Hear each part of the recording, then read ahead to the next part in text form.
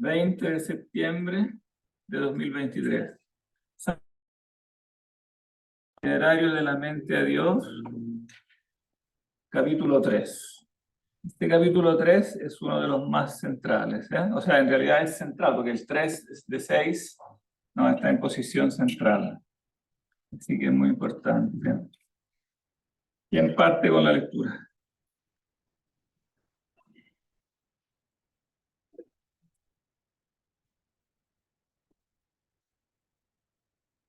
Hola.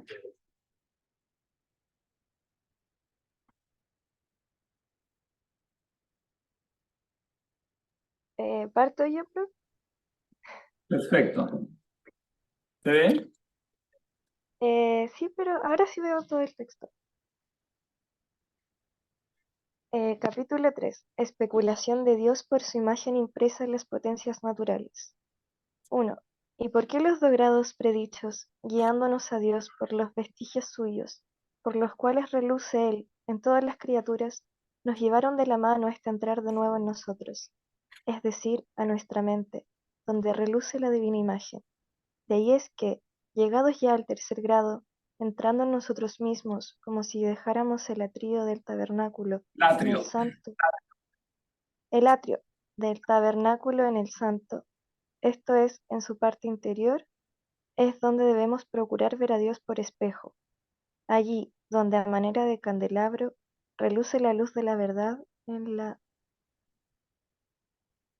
faz de nuestra mente, en la cual resplandece, por cierto, la imagen de la Beatísima Trinidad.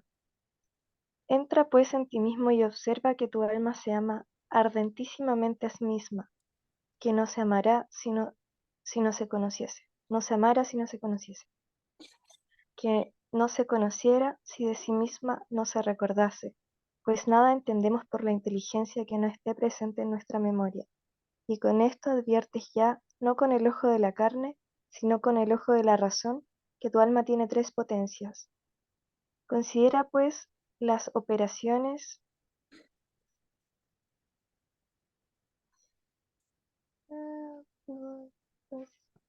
¿Se ve? Sí, me perdí. Y considera pues las operaciones y las habitudes de estas tres potencias, y podrás ver a Dios por ti, como por imagen, lo cual es verlo como con un espejo y bajo imágenes oscuras. Hasta ahí. ¿Por qué no veo yo ahora a las personas? Si comparto no veo a los participantes, ¿por qué? Debería ver la fotito, ¿no?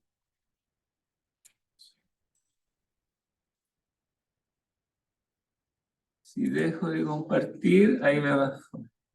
Ah, tengo que iniciar video. Ah, ahí sí.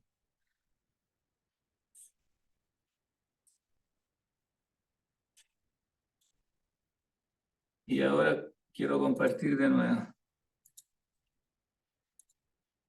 Ahí se ve las fotos. Para que nos veamos también. Para el recuerdo, ¿no? ¿Se entiende la imagen bíblica que usa? El atrio, ¿no? El santo y el santo de los santos. Estamos grabando, ¿no? Sí. Sí. Ah, esa es otra grabación. No, me metí yo para poder ver el texto acá. Ah, en la misma. Ya, perfecto. Porque insertaste y te avisó que estaba grabando. Él hace una similitud con el templo de Jerusalén, ¿no? ¿Tiene en mente el templo de Jerusalén que era? ¿O cómo era más o menos? ¿No? Pero saben que era el templo, que existía un templo, que había un templo en Jerusalén, ¿no? ¿Qué era ese templo?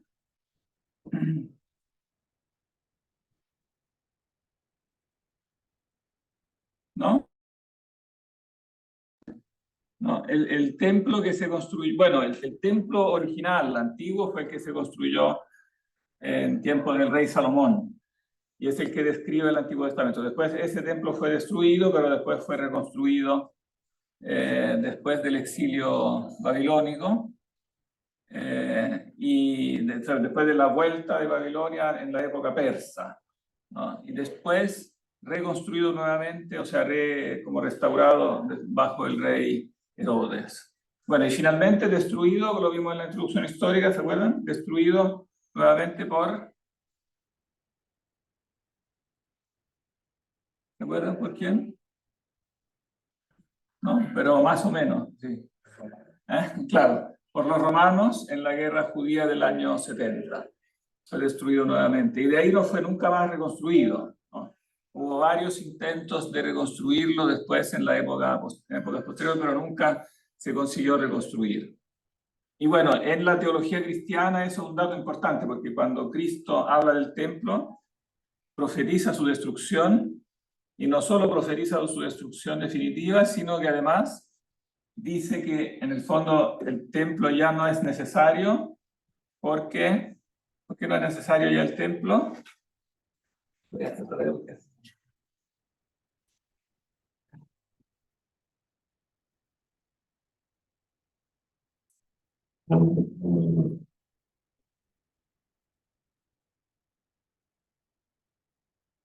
Hay un pasaje del Evangelio donde Cristo dice: destruyan este templo y yo lo reconstruiré en 3 días, ¿no? Y comenta el evangelista: después los discípulos entendieron que eso lo refería al templo de su cuerpo.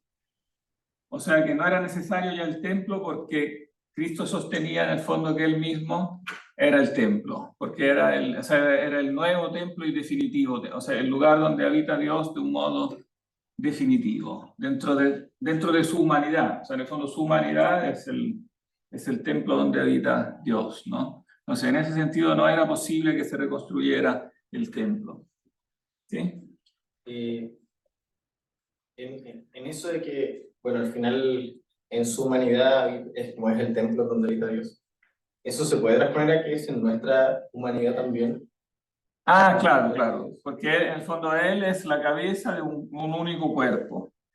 Claro, entonces hay un único cuerpo místico, claro, hay un cuerpo físico, pero también hay un cuerpo místico de Cristo que son todos sus miembros, o sea, todos los cristianos. Claro, entonces, en ese sentido, también todos los cristianos son templo, y lo dice Pablo, San Pablo. Ustedes son templos, ¿no? Y también en la carta de Pedro se usa esta imagen del edificio, de las piedras que construyen, de las piedras vivas, que es un edificio pero hecho de piedras vivas, ¿no? Bueno, pero como alegoría el templo permanece evidentemente importante, y es en este caso una alegoría de este itinerario que va desde fuera hacia adentro, ¿no? Afuera está el atrio, que era llamado el atrio de los gentiles, donde estaban admitidos también los no judíos, donde podían entrar los paganos, que era la zona más externa, y eso en la analogía del itinerario de Buenaventura corresponde a ¿qué cosa? La parte más externa, en este itinerario que va desde afuera hacia adentro del hombre, corresponde a, claro, a la percepción, claro, a los entes físicos y a la percepción sensible. Claro, ese en el fondo es el atrio de los gentiles, la parte externa, ¿no? Después la parte interna. ¿Por qué no puedo correr yo el texto? No me permite correr. Ah, ahora sí. Ahora se destrancó. Y en el santo está el candelero. Entonces, esa imagen del candelero de 7 brazos, ¿no? Esta imagen del candelero también es importante, porque ¿qué simboliza eso en la alegoría que está haciendo? O candelabro. A manera de candelabro, claro, entramos en la parte interior, o sea, en el alma, donde debemos procurar ver a Dios por un espejo. Bueno, ya el mundo exterior, él había dicho que es un espejo, pero este es otro nivel de espejo. Es un espejo interior, ¿no? Del espejo interior reluce la luz de la verdad en la faz de nuestra mente, ¿no? Bueno, después explicará mejor, lo va a ir explicando en todo el capítulo. Pero ya anticipa que, claro, en la mente gracias a la luz de la verdad, resplandece la imagen de la Trinidad. Y lo primero que observa entonces del alma, ¿qué se puede observar del alma muy en síntesis? Este es como una síntesis y después lo va a ir explicando más en detalle, ¿no? Pero en síntesis, ¿por qué en el alma vemos la imagen de la Trinidad? Porque vemos las tres potencias. Claro, las tres potencias fundamentales, ¿no? Que son, Que es, que conoce, que ama. claro, que es, que conoce y que ama, ¿no? Que parte del amor, observa que tu alma se ama ardentísimamente, pero va como hacia atrás, parte de lo último para retroceder, ¿no? Si se ama a sí misma, quiere decir que se conoce. No se amara si no se conociese. Que no se conociera si de sí misma no se recordara, pues nada entendemos por la inteligencia que no esté presente en nuestra memoria. Claro, aquí en vez del ser lo llama memoria. Memoria, inteligencia, voluntad. A veces dice ser, inteligencia, voluntad, ¿no? Pero esas son las, entonces, operaciones básicas del alma. En el fondo, ser, entender, amar. Entonces, mirando el alma, puedes ver a Dios por medio de ti, por ti, como por una imagen, ¿no? Lo cual es verlo como por un espejo y en enigma. Es el texto del, ¿se acuerdan de qué texto es ese que está citando acá? Como por un espejo y bajo imágenes obscuras. Per speculum in enigmate. Ese es un texto muy importante que lo leímos la otra vez, ¿no? ¿Se acuerdan qué texto es ese? Que vemos por un espejo y en un enigma. Un texto que proyectamos la otra vez. ¿Estaban, no? La otra vez. ¿Cuál fue? Ese es un texto, tenemos que hacer una nueva selección bíblica para agregarle algunos textos clave que faltan de la otra del semestre pasado. El texto, ¿nadie se acuerda? Que lo proyectamos la vez pasada. ¿Se acuerdan? Claro. 1 Corintios, capítulo 13, ¿no? Donde se habla del amor. Si tuviera todas las cosas, pero no tuviera el amor, no, si tuviera toda la ciencia y hablara las lenguas de los ángeles, y tuviera todas las profecías, y si diera mi cuerpo para ser quemado, o sea, cualquier cosa que hiciera, pero no tengo el amor, no soy nada, ¿no? El famoso texto sobre el amor. Y finalmente termina con este texto importante sobre el conocimiento, que ahora conocemos como por un espejo, y después conoceremos cara a cara, ¿no? Y este espejo, y en enigma, es por un lado la naturaleza y por otro lado el alma, ¿no? Son como dos espejos. De alguna manera uno está dentro del otro, porque claro, la naturaleza la conocemos por cuanto está dentro del alma, y el alma misma es un espejo en un nivel más alto, porque representa ya la imagen de Dios, mientras que el mundo externo representa el vestigio, o sea, la huella, ¿no? La huella de Dios. La huella es diferente a la imagen. Y bueno, y ahora va a explicar más en detalle todo esto. No sé si quiere seguir alguien más. No entiendo por qué yo inicio el video y después me lo apaga. ¿Quién quiere seguir con el 2? Tengo una pregunta. Ah, sí. Exactamente, ¿por qué lo llamaban memoria? Eso viene como de San Agustín. ¿Lo llamaban memoria? Sí, viene de Agustín, que a su vez retoma la palabra platónica, o sea, el término platónico de la como reminiscencia. Entonces, claro, es memoria, pero solamente de las cosas que uno recuerda como de las cosas contingentes, sino que memoria en el fondo se refiere a lo que está de base en la mente, o sea, como es algo así como la memoria originaria, que en el fondo incluye como los primeros principios, los principios innatos. En memoria en este sentido Cuando hablamos de las nociones primitivas. de las nociones primitivas, claro, sí.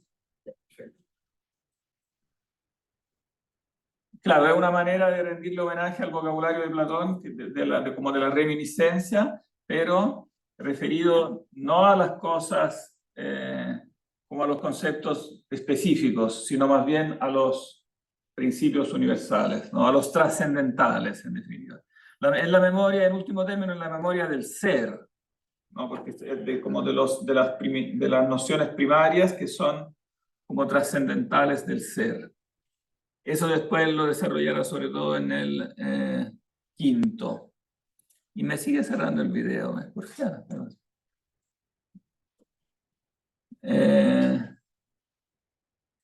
¿Quién quiere seguir? Yo sigo. Ya.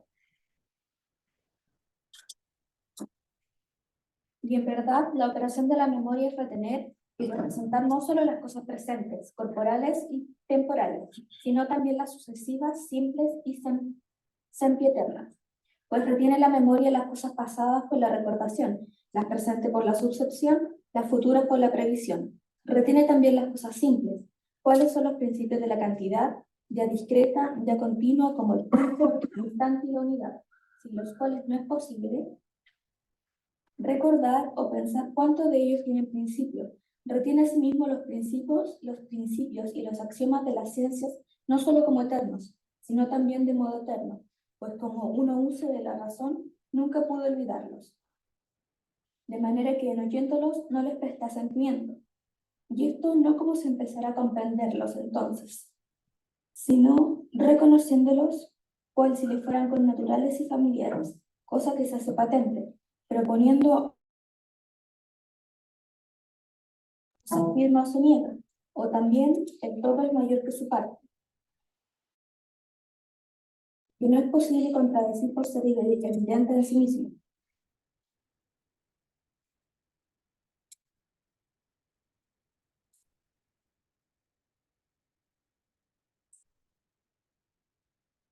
Por lo tanto, a causa de la primera retención actual de las cosas corporales, a saber, de las pasadas, presentes y futuras, la memoria es una imagen de la eternidad, cuyo presente indivisible se extiende a todos los tiempos. Por la segunda retención, se ve que la memoria está posibilitada para ser informada no solo del exterior por los fantasmas, sino también de arriba, recibiendo las formas simples que no puedan entrar por las puertas de los sentidos ni por las representaciones de objetos sensibles. Por la tercera retención, tenemos que posee ella, presenta a sí misma una luz inmutable, en la cual recuerda verdades invariables, y así mediante las operaciones de la memoria está claro que el alma es imagen y semejanza divina, tan presente a sí misma como representa a Dios, a quien conocen actos, aunque solo un potencia sea capaz de poseer y de ser partícipe suyo. Bien.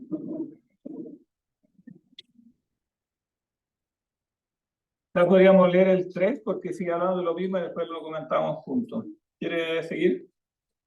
¿Jonathan? No. ¿Ah?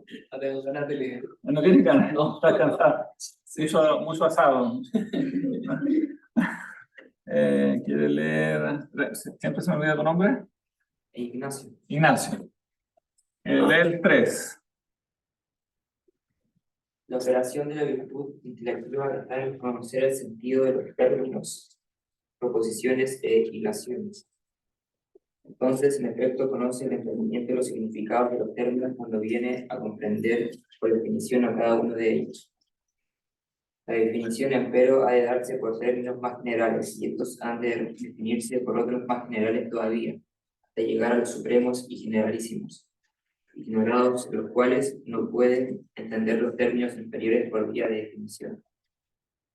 De manera que, sin conocer el ser por sí, no se puede conocer plenamente la definición de una sustancia particular cualquiera.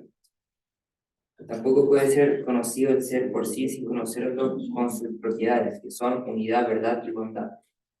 Y como el ser pueda concebirse como ser diminuto y como ser completo, como ser perfecto y como ser imperfecto, como ser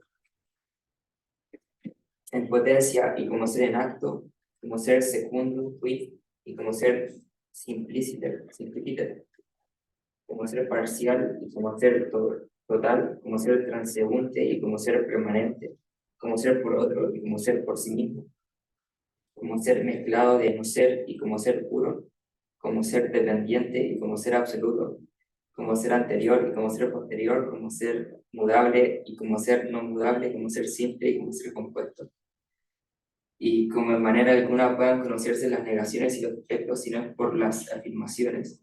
Cosa clara es que nuestra inteligencia no llega, por análisis, al conocimiento plenario de alguno de los seres creados, a no ser ayudado del conocimiento del ser purísimo, completísimo y absoluto, el cual es el ser simplíquita,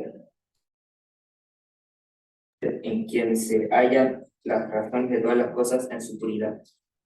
De otra suerte, ¿cómo pudiera conocer la inteligencia que tal cosa es defectuosa o incompleta, si ningún conocimiento tuviese de ser exento de todo defecto?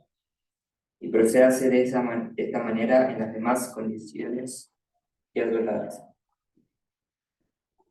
Y entonces se dice con toda verdad que el entendimiento comprende el sentido de las proposiciones cuando sabe con certeza que son verdaderas. Y saber esto es saber que no puede engañarse en tal comprensión. Sabe en efecto que tal verdad no puede ser de otra manera, sabiendo como sabe que esa verdad es inmutable. Pero por ser inmutable nuestra mente no puede ser la verdad reluciendo tan inmutablemente, sino es en virtud de otra luz que brilla de modo inmutable del todo, la cual es imposible sea criatura, sujeta a mudanzas. Luego la conocen en aquella luz que alumbra a todo hombre que viene a este mundo, la cual es la luz verdadera y el verbo que en el principio estaba en Dios. Pero nuestro entendimiento entonces percibe con toda verdad el sentido de una ilación cuando ve que las conclusiones, cuando ve que la conclusión se sigue necesariamente las premisas, lo cual no solo se ve en los términos necesarios, sino también en los contingentes. Como por ejemplo, si el hombre corre, el hombre se mueve. Y esta relación necesaria la percibe no solo en las cosas existentes, sino también en las no existentes. Pues así como existiendo el hombre se sigue la conclusión, si el hombre corre, el hombre se mueve, así también se sigue lo mismo, aunque el hombre no exista. Pero la necesidad de semejante ilación no viene de la existencia del ser en la materia, porque tal existencia es contingente, y de la existencia de las cosas en el alma, de que afirmarla en el alma, no existiendo realmente, vendría a ser una ficción. Luego viene aquella ejemplaridad del arte eterna, en la cual tienen las cosas actitud y relación mutua, conforme están representadas en el arte eterno. Y es que, como dice San Agustín en el libro De Vera Religiones, la luz del que verdaderamente razona se enciende por aquella verdad y brega por llegar a ella, por donde se ve a las claras cuán unido está nuestro entendimiento a la verdad eterna, pues nada verdadero puede conocer si no es enseñado por ello. Con que por ti mismo puedes ver la verdad que te enseña, como las concupiscencias e imaginaciones te lo impidan, interponiéndose como niebla entre ti y el rayo de... Me parece que cuando lees no capta el micrófono en la grabación. ¿Cómo? Que parece que cuando las personas leen acá no capta el micrófono en la grabación. Ah, No no. se movería como el micrófono le dice silenciar. Se mueve cuando alguien habla. Como verdecito. Así. Qué raro. O sea, ¿tú crees que no está grabando? O sea, está grabando, pero no se escucha nada.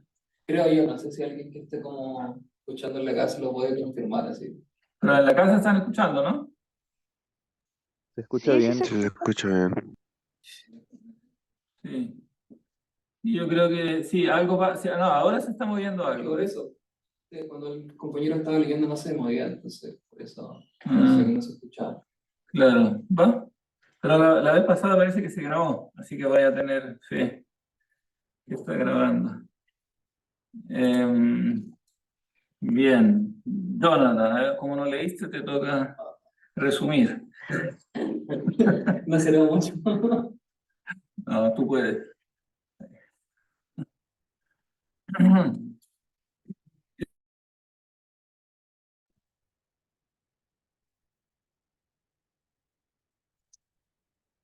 Sí, sigue apareciendo este mensaje que no entendemos, pero... Parece que si por ejemplo le da ahí donde dice como silenciar la pestañita y selecciona el micrófono, a lo mejor no le aparece mal. Teléfono con altavoz, igual que el sistema. Ah, ¿tú dices que tengo que sacar esto?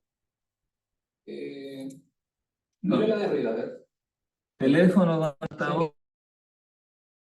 conecta. ¿Cómo que sí? Igual que el sistema.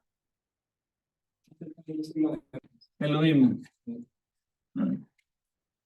Bien. Bien, ¿qué está diciendo acá entonces? ¿Qué entiende entonces con memoria? ¿O qué hace la memoria?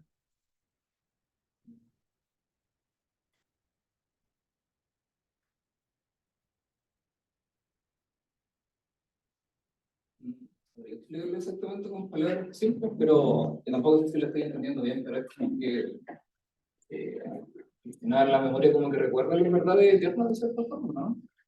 Claro, en el primer momento tú puedes decir que la memoria retiene como todas las cosas contingentes, ¿no?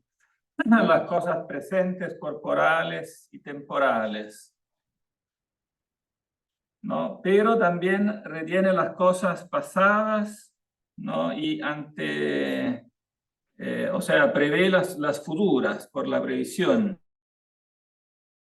En el fondo unifica, ¿no? En una única como mirada, presente, pasado y futuro. Y también unifica lo múltiple, ¿no? En lo uno. Retiene las cosas simples, ¿no? ¿Cuáles son los principios de la cantidad y a discreta y a continua, el instante y la unidad? Y entonces, en el fondo, claro, la memoria unifica las cosas de forma tal que muestra la relación entre lo simple y lo múltiple, entre lo estable y lo móvil. A mí la duda que me quedó es qué rol juega el arte divino que mencionó ahí en esa relación. Ahora vamos a llegar a eso, sí.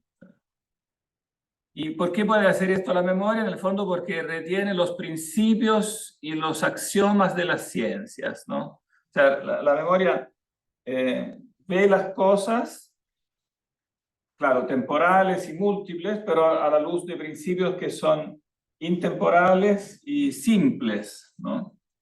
Entonces, claramente es una imagen como de la eternidad, ¿no? A causa de la primera retención actual de las cosas temporales. O sea, las cosas temporales son retenidas y eso implica que son como eternizadas, ¿no? Que son vistas a la luz de lo que es eterno. Que es en el fondo sacar el jugo a la vieja intuición de Platón, ¿no? Que las cosas, digamos, que la sensación de las cosas que se mueven y que pasan finalmente pasa a un plano que es de la intelección, y la intelección significa como eternizarlas, porque se fijan como las esencias de las cosas, que son, claro, participadas a las cosas que se mueven o que se extienden, pero que en sí mismas las esencias inteligibles, las ideas, ni se mueven ni son extensas, ¿no? No tienen tiempo ni tienen espacio. Y entonces la propia intelección de las cosas muestra que las cosas las vemos a la luz de algo que no se mueve, que es intemporal. Y entonces eso significa que la memoria está posibilitada no solo porque recibe la forma, no, es informada del exterior por los fantasmas, o sea, por las imágenes sensibles, ¿no? No bastaría eso, sino que también debe ser posibilidad de arriba, o sea, recibiendo las formas simples, las ideas simples, ¿no? Que no pueden entrar por las puertas de los sentidos, ni por las representaciones de objetos sensibles. O sea, hay claramente ideas que no pueden entrar por las puertas de los sentidos. ¿Se acuerdan dónde dice eso Agustín? Eso es como un resumen en lo esencial de lo que ya había dicho Agustín, ¿no? ¿Se acuerdan dónde lo dice eso con más extensión? Un texto que valdría la pena que lo repasaran aquí. ¿No? ¿Nadie se acuerda? Claro, en las confesiones, en el libro, claro, en el libro de esta especie como de itinerario y dice, veo que entran en mí los fantasmas de Cartago, etcétera, pero después, o sea, de las cosas sensibles, pero después entran en mí, o sea, descubro que hay en mí como razones simples por ejemplo, las reglas de la retórica, de la gramática, de la matemática, todas estas cosas que no se explica que puedan haber entrado por la puerta de los sentidos, ¿no? Sino que son principios a través de los cuales yo juzgo las cosas sensibles. Y entonces, si no las recibí por los sentidos, significa que están en la memoria, en el fondo, de un modo innato. O sea, están presentes en la memoria. La memoria se constituye por esas cosas a priori, ¿no? No pueden haber entrado como a posteriori desde la puerta de los sentidos. Y entonces por eso sabemos que la memoria, en el fondo, se constituye por la presencia de una luz inmutable, porque es la única posibilidad por la cual puede recordar verdades invariables. No, y todas las verdades son invariables, y es importante que aquí especifica que no solo las verdades acerca de las cosas puramente lógicas o matemáticas, sino que también las verdades acerca de los entes contingentes, ¿no? O sea, las verdades matemáticas lo muestran con mayor claridad, pero también es claro en la percepción inteligible de las cosas contingentes. Dice, por ejemplo, acá.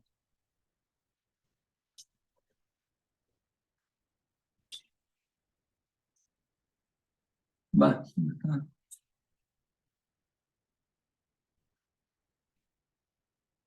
Claro, están evidentemente los principios, ¿no? De cualquier ser se afirma o se niega, el todo es mayor que su parte, los axiomas, ¿no?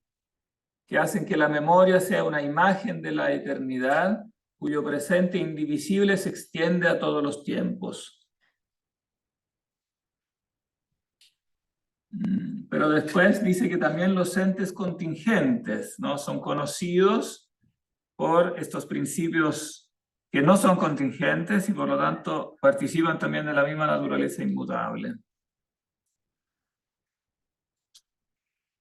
Nuestra inteligencia no llega al conocimiento plenario de alguno de los seres creados a no ser ayudada del conocimiento del ser purísimo, completísimo y absoluto, el cual es el ser simpliciter y eterno, en el cual se hallan las razones de todas las cosas en su puridad.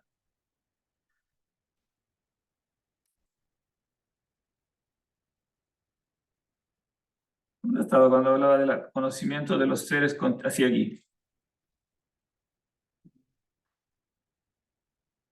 Nuestro entendimiento percibe con toda verdad el sentido de una hilación cuando ve que la conclusión se sigue de las premisas, necesariamente, lo cual no solo se ve en los términos necesarios, sino también en los contingentes, como por ejemplo, si el hombre corre, el hombre se mueve. Entonces, los seres son contingentes, pero las relaciones entre los seres contingentes también son relaciones inteligibles, que entonces hacen que también indica que, digamos, que las ideas en las cuales comprendemos los seres contingentes y sus recíprocas relaciones no son contingentes. Los seres son contingentes, pero no las ideas con las que los conocemos, ¿no? La necesidad de semejante hilación no viene de la existencia del ser en la materia, porque tal existencia es contingente. O sea, el ser podría ser o no ser, pero la regla con la cual yo lo juzgo, y que entonces da origen a las hilaciones, todas las hilaciones, digamos, de la ciencia empírica. Si yo pongo leyes de la ciencia empírica, ¿no? Esas leyes son igualmente, llevan la misma marca de la eternidad, porque como leyes son igualmente inmutables, ¿no? Porque son relaciones, y aquí viene el arte eterno, ¿no? Sus relaciones viene de aquella ejemplaridad del arte eterna, o sea, de la mente eterna, de la razón eterna, ¿no? Conforme están representadas las cosas en el arte eterno. Las cosas están, claro, existen en sí mismas, pero son objeto de la intelección eterna, y esa intelección es eterna a pesar de que las cosas son contingentes y inmudables. No sé si se lo voy a entender. O sea, el hecho de que las cosas sean contingentes y mudables no nos impide entenderlas y hacer que sean objeto de ciencia. Aquí está corrigiendo un poco a Platón, porque Platón había marcado una diferencia muy como neta, había dicho, de las cosas sensibles y contingentes hay doxa, opinión, porque esas cosas se mueven. Y la ciencia debe ser de cosas estables, la ciencia debe ser estable. Entonces él dice, hay ciencia cuando el objeto de la ciencia es estable, no, dice en el Timeo, por ejemplo, ¿no? No sé si han leído esa parte del Timeo donde habla de esa diferencia entre la ciencia y la doxa, la opinión, de la episteme y la opinión. Se refiere, o sea, en el fondo se distinguen por el objeto. Por ejemplo, el objeto matemático es un objeto estable. Y entonces hay ciencia del objeto matemático, o de la dialéctica, del objeto lógico, ¿no? Pero del objeto contingente, por lo tanto del mundo empírico, etc., no hay propiamente ciencia, sino opinión, doxa, porque el objeto se mueve, pero es muy mudable. Pero aquí en el fondo estaba corrigiendo eso, porque está diciendo, si bien el objeto es mudable, pero los conceptos con el que yo lo entiendo son estables. Entonces igual hay que hablar de ciencia, aunque sea ciencia de un modo algo diferente, ¿no? O sea, claro, que necesita un método diferente. Pero el ser ciencia le viene de que se están aplicando los mismos principios que son inmutables, las mismas reglas racionales que son inmutables. Por lo tanto, las proposiciones a las que dan origen, las fórmulas de la física, por ejemplo, ¿no? Tienen la misma eternidad, digamos, y la misma como inmutabilidad, porque son la comprensión de la cosa contingente, que es distinta a la cosa tomada en sí.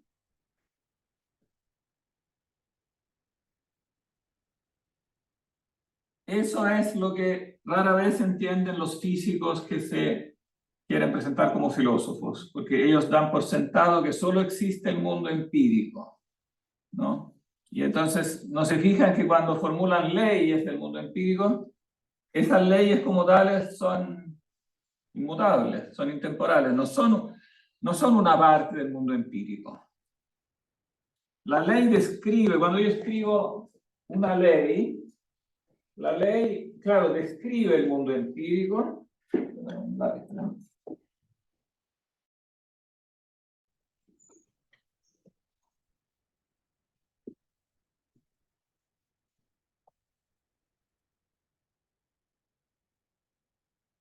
La ley habla del mundo empírico, pero la ley, ella es un ser empírico.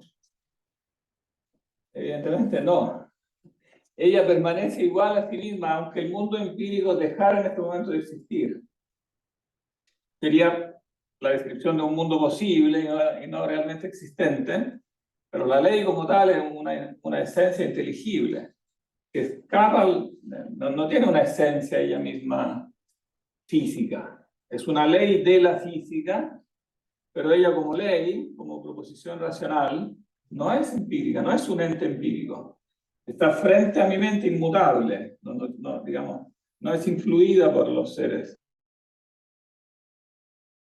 Entonces, como tal, como es inmutable, entonces sabemos que está en el arte eterno. O sea, sabemos que está en Dios, en otras palabras. Porque uno podría decir, no, pero es que está en nuestra mente. Pero, ¿cómo se rebate a eso? Claro, está en nuestra mente, pero es cierto que está, en cierto sentido, en nuestra mente. Y nosotros somos finitos, mudables, ¿no? Pero de eso no se deduce que ella es una entidad finita, mudable. Al contrario, se deduce que... Es lo contrario, porque es inteligible e mutable. Claro, y por lo tanto, ¿qué hay que decir de la frase que está en nuestra mente? Porque esa es la frase que crea la ambigüedad.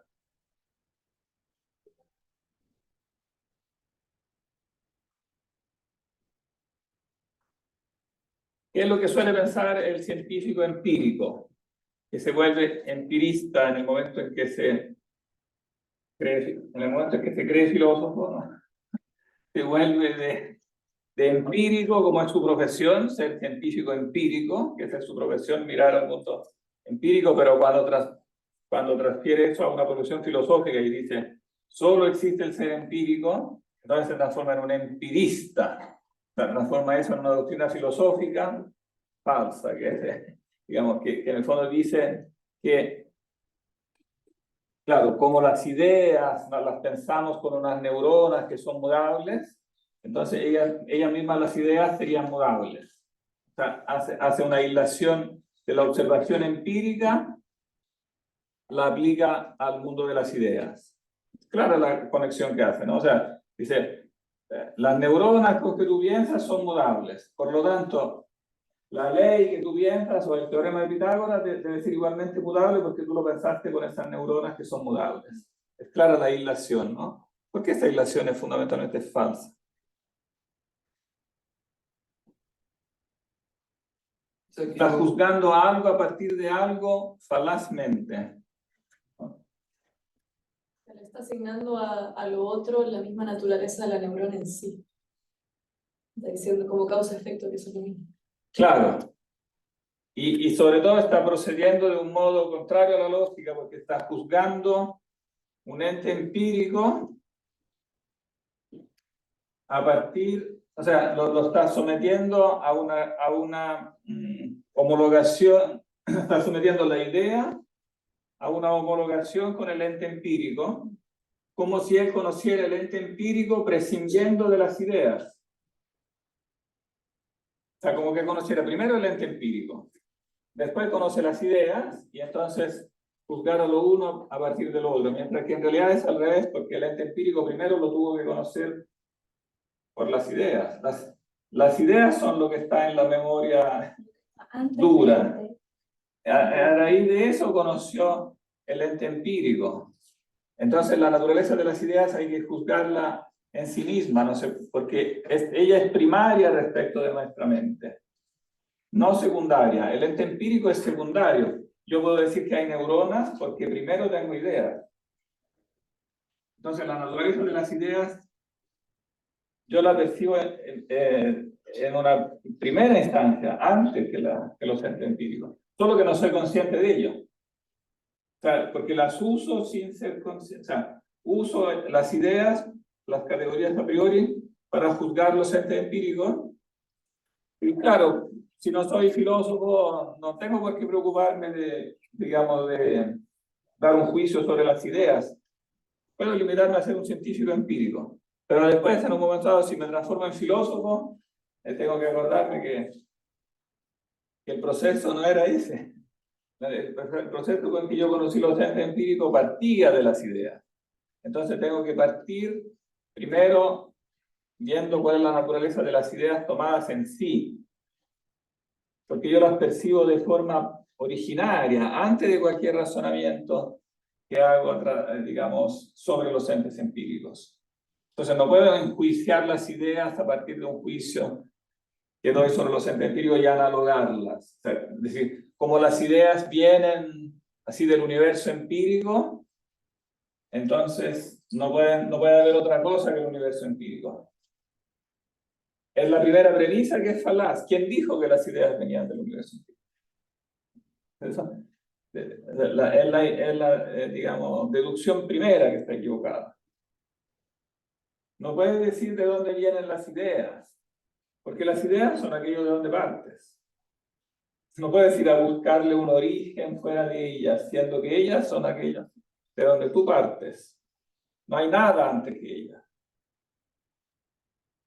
Y por lo tanto, por eso sabemos que están en el arte eterno, que están en el principio.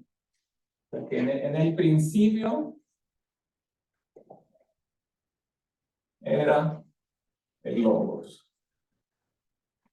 Porque si tú intentas hacer derivar el logos de otra cosa que no es logos, haces una petición de principio. Estás presuponiendo que tiene que haber algo antes que el logos y que ese algo sea material.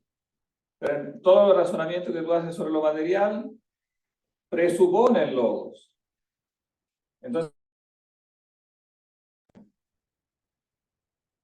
eso está en el prólogo de San Juan, pero es lo que dice Platón.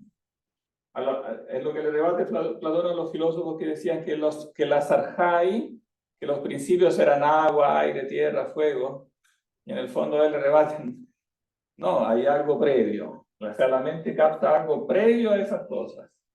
El nous, la mente, ¿no? Bueno, ya lo había dicho Anaxágoras, ¿no? Pero Platón lo explicó mejor.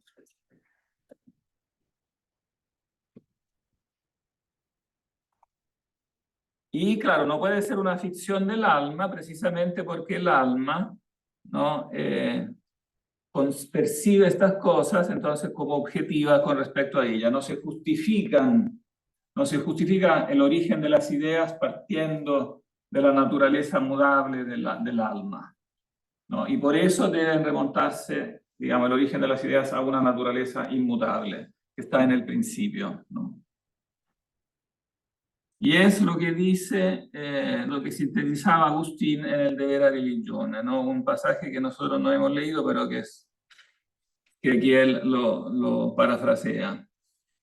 La luz del que razona con verdad, del que razona verdaderamente, se enciende por aquella verdad, o sea, por la verdad eterna, ¿no? Por aquella verdad que está en el arte eterna. O sea, podríamos ver el pasaje de Agustín, lo sintetiza muy bien y el pasaje completo es más bonito. Voy a abrirlo de la página de Agustín.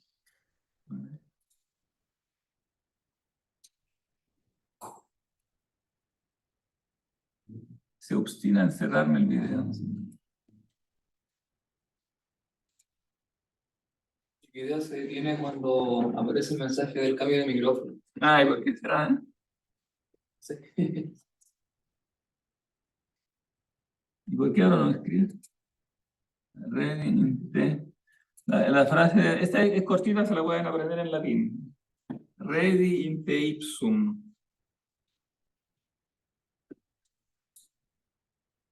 A ver si nos da la cita. Noli foras ire.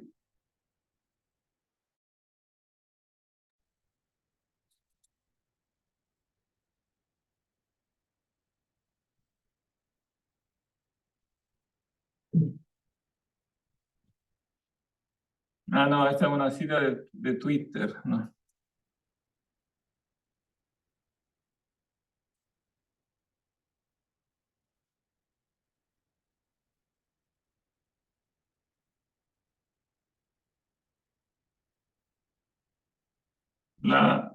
La cita completa me gustaría leer, a ver si nos da la referencia.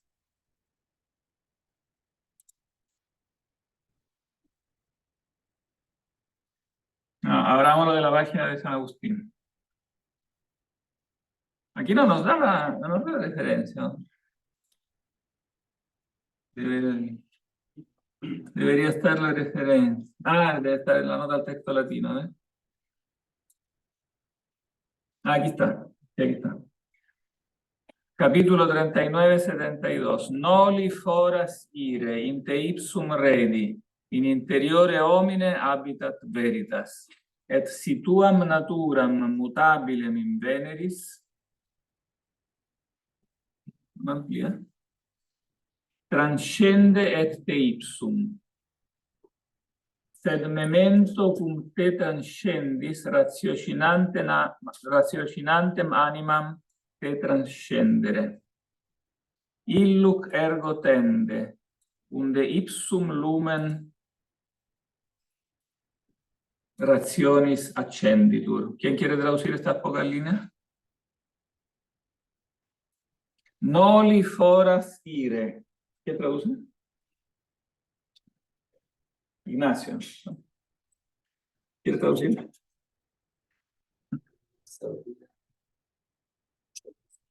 ¿No? Pero ustedes han hecho dos semestres de latín, ¿no? Bueno, esto no es difícil, ¿no? Nolis, nolle, es lo contrario de volo, velle, ¿no? No quieras ir hacia afuera, no quieras ir afuera. Noli foras ire. In te ipsum redi. Entra en ti mismo.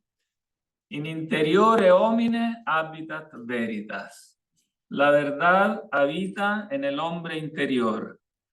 Y si encontrarás que tu naturaleza es mudable, si tuam naturam mutabilem in veneris, transcende este ipsum, transciéndete también a ti mismo. Sed verdad. Y ahora, no se puede. Cuando te transciendes a ti mismo, transciendes el alma razonante, o la mente razonante. Illuc ergo tende, por lo tanto, tiende hacia aquello de donde la misma luz de la razón se enciende. ¿Cuál es aquí el razonamiento fundamental? ¿Ya alguien lo puede resumir? Está muy resumido ya, pero si alguien lo puede repetir. Entra en ti mismo, ¿no? En el interior del hombre habita la verdad, ¿no? Pero esta verdad, ¿cuál es aquí el punto? No es como algo que dependa de mí, sino No que es algo que depende, claro, el hecho que está en la interioridad no significa que depende de mí, o que sea parte de mi yo, o que sea una emanación de mi yo, o que sea una proyección de mi yo. No, está en la interioridad, pero es algo que transciende mi yo, ¿no? Porque encuentro que mi naturaleza es mudable, reconozco que mi yo es mudable, que mi yo es ignorante y busca la sabiduría, es malo y busca la bondad. Reconozco que nací y moriré, ¿no? O sea, me reconozco mudable por una experiencia directa, me veo a mí mismo interiormente mudable, ¿no? Además de la experiencia empírica que veo a los niños que nacen, la gente que muere, etc. Pero además lo sé de mí mismo. Cuando me miro a mí mismo me noto mudable, cambio de idea, ¿no? Y en cambio veo que la verdad es inmutable, ¿no? Entonces por eso transciéndete a ti mismo. Otra cosa.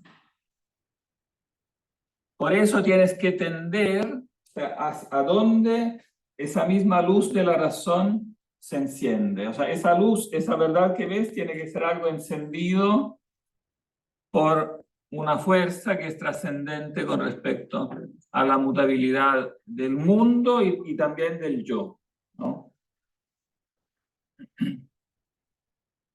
Esto se basa en la, como lo hemos repetido varias veces, pero no me voy a cansar de repetir eso que es fundamental. Toma inspiración de la filosofía platónica, ¿no? Reconocer la inmutabilidad de las ideas. Pero a la vez le aporta la más importante corrección a la filosofía platónica, que consiste en, quiero que lo diga alguien más. La idea es la mente de Dios. ¿Cómo? Que las ideas están en la mente de Dios. Que las ideas básicamente están en la mente de Dios, que es distinta de la mía. Que es distinta de la mía, porque Platón dice que las ideas están en la mente de Dios, pero después tiende a confundir mi alma con una hipóstasis divina. Como mi alma percibe las ideas, ella es pariente de las ideas, se dice en el Fedón, y por lo tanto últimamente es una hipóstasis emanada de la mente divina, una hipóstasis divina, y entonces diviniza el alma, y entonces eso produce un error antropológico de fondo, que es como que el ser humano se transforma en alguien como divino, ¿no? En cambio, la idea sí, que digamos, la demostración del Fedón puede ser igualmente considerada válida en cuanto a la demostración de la inmortalidad del alma, siempre y cuando esa inmortalidad se entienda en un sentido no natural, no que el alma tenga una divinidad como inmortalidad divina natural, ¿no? Sino que, o sea, que está hecha para la eternidad. Pero es algo potencial, está como hecha para la inmortalidad, pero no tiene la vida en sí, ¿no? Es la misma corrección que le hace Justino, o sea, el viejo, ¿no? Con el que conversa Justino cuando le dice, ¿el alma es vida o tiene vida? ¿No? O sea, el alma tiene vida, está hecha para la vida inmortal, entonces se puede decir que es inmortal, siempre y cuando no se confunda la inmortalidad con la eternidad. Porque si se confunde la eternidad con la inmortalidad, ahí confundí ya el ser humano con Dios, o sea, el ser creado con Dios, ¿no?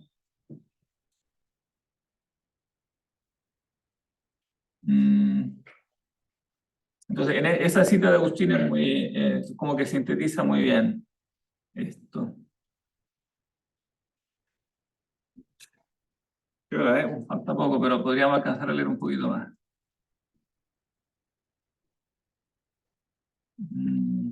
Leamos todo lo que podamos aquí del 3, porque ya yo creo que habiendo explicado esto se entiende bastante bien el resto, ¿no?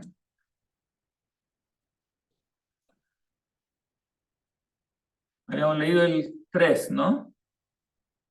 Así, ¿quién quiere seguir? Ya. La operación de la virtud electiva se entra en el consejo, en el juicio y en el deseo. El consejo consiste en inquirir cuál sea lo mejor, esto o aquello. Pero nada se dice lo mejor, sino por acceso a lo óptimo, y el acceso a lo óptimo consiste en la mayor semejanza. Luego nadie sabe si una cosa es mejor que otra sin saber que se asemeja más a lo óptimo. Pero nadie sabe que una cosa es más semejante a otra sin conocer esta, como que no sé si tal es semejante a Pedro sin saber o conocer quién es Pedro. Luego, en todo el que inquiere cuál sea lo mejor, este interesa necesariamente a noción del sumo bien.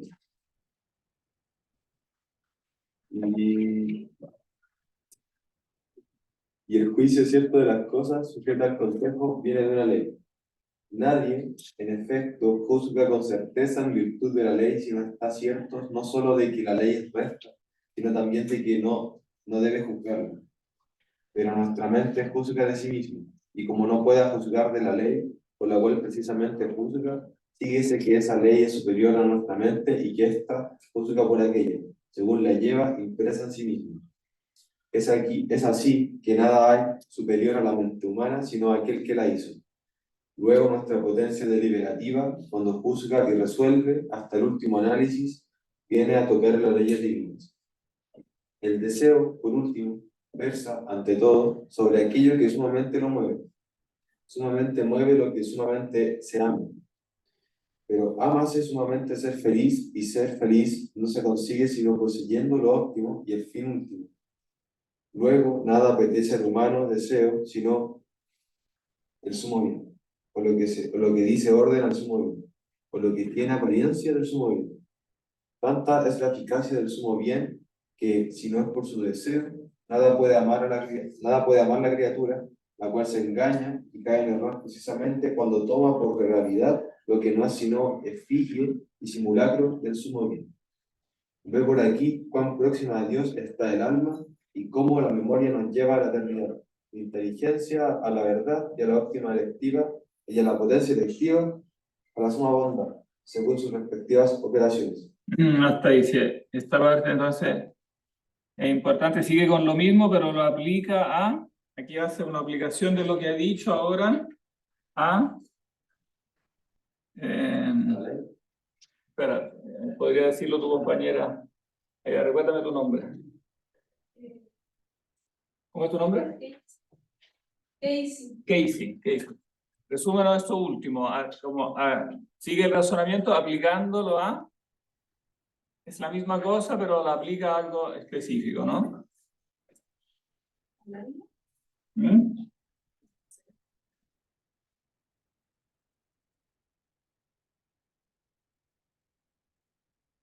Habla específicamente, ¿no?, de la operación de la virtud electiva.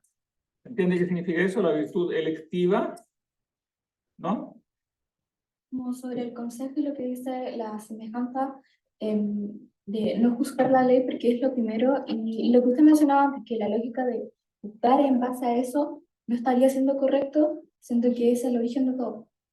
Claro, pero aquí se refiere a la ley en el sentido específicamente, ¿en qué sentido de la palabra ley? No de ley natural, no de ley física. ¿Ah? Ley divina. Sí, pero ley divina, pero aplicada a qué actividad humana? ¿De qué está hablando cuando habla de la virtud electiva? El consejo. La elección. Claro, la elección en el sentido, claro, en el sentido ético de la voluntad, como de elegir el bien, ¿no? Claro, entonces, esta ley, evidentemente, es también una ley de lo que es mejor, ¿no? O sea, hay que elegir lo que es mejor, pero solo podemos elegir lo que es mejor Y conocemos eso mejor. si conocemos lo óptimo, claro, claro, porque lo que en el mundo empírico en el mundo empírico no existe lo bueno absoluto, existe lo peor y lo mejor, pero no podríamos nosotros distinguir lo mejor de lo peor si no conociéramos lo óptimo, si no conociéramos como el parámetro, ¿no?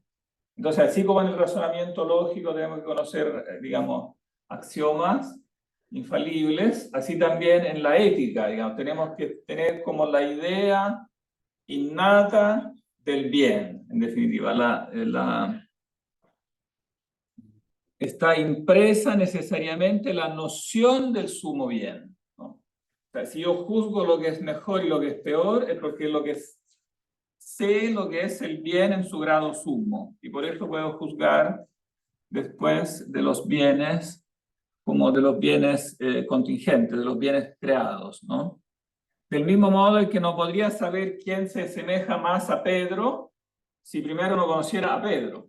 Entonces, cuando decimos que tal cosa es buena, no queremos decir que es buena en absoluto, sino que tiene un cierto grado de bondad. Pero para asignarle un grado de bondad, tenemos que conocer el parámetro. O sea, tenemos que conocer el bien en su grado sumo. Y como el bien en su grado sumo no está en el mundo empírico, entonces no lo podemos haber aprendido como por sí mismo de la experiencia. Tenemos que tenerlo impreso, que es otra forma de decir innato, a priori. Tiene que ser una noción a priori del sumo bien, ¿no? Que en el fondo es la otra cara de la noción del ser, de la que hablaba antes. Como tenemos impresa, en definitiva, la noción del ser, esa misma noción del ser, en el fondo, es la base de la noción del bien, ¿no? Es el ser absoluto, el bien absoluto. Y evidentemente también entonces la ley, en el sentido ético, por la cual juzgamos, es superior a nuestra mente. Y esta juzga por aquella, no podemos juzgarla a ella, ¿no? Sino que esto es aquello en base a lo cual juzgamos.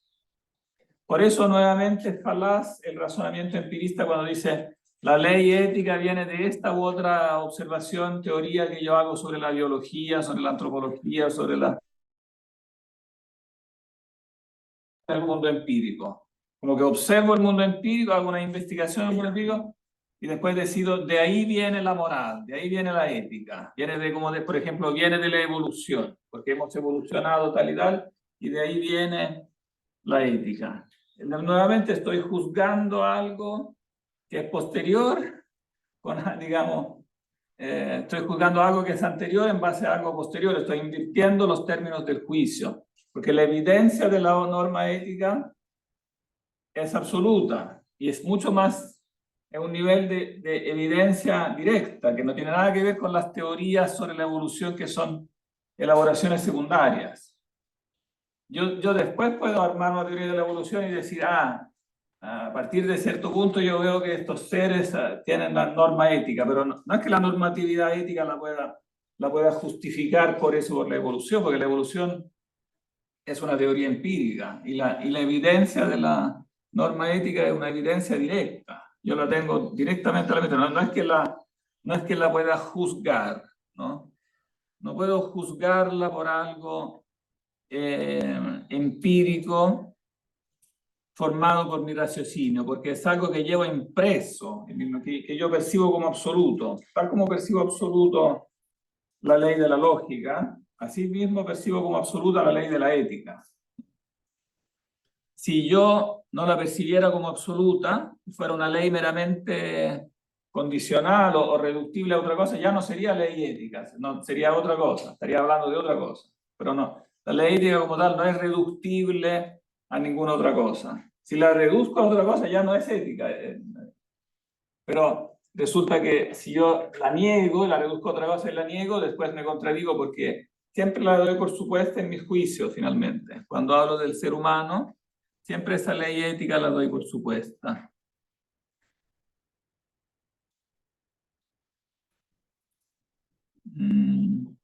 ¿Qué hora es? No conviene leer más. Me gustaría que alguien volviera a recapitular esto último que dijimos, que volviera a verbalizarlo. Por ejemplo, Martina podría ser.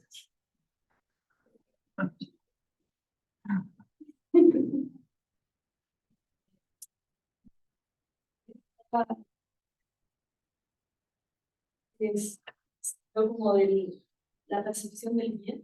Claro, la percepción del bien. Porque como que venimos sabiendo bien, juzgar qué cosas son buenas y qué cosas son malas, y eso significa que desde sí, antes que todo, tenemos como una percepción del bien ya, como que no aprendida, sino que nacida. Claro, y que este bien es un bien, ¿cómo es este bien que percibimos como a priori? Claro, es un bien absoluto. O sea, percibimos esta ley como absoluta. Así como, o sea, que por lo tanto la ética es una cosa absoluta que viene así como la ley de la lógica. Que son absolutas, que no son... Que es claro que es una evidencia inmediata. Voy a cortar la grabación porque si no después nos van a echar aquí. Me tengo que despedir. Nos veremos mañana. Espero que en vivo, en persona.